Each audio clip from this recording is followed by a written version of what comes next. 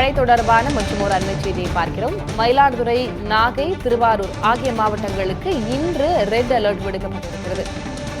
வங்கக்கடலில் நிலை கொண்டிருக்கும் ஆழ்ந்த காற்றழுத்த தாழ்வு மண்டலம் புயலாக வலுப்பெறும் என்று வானிலை ஆய்வு மையம் தெரிவித்திருக்கிறது. அது மெல்ல மெல்ல நகர்ந்து தமிழகத்தை நோக்கி வந்து கொண்டிருக்கும் சூழலில் தொடர்ந்து தமிழகத்தில் 4-5 நாட்களுக்கு கன முதல் அதிகன மழை தொடரும் என்று சொல்லப்பட்டிருக்கிறது. இந்நிலையில் மயிலாடுதுறை, நாகை, திருவாரூர் மாவட்டங்களுக்கு இன்று ரெட் அலர்ட் விடுக்கப்பட்டிருக்கிறது.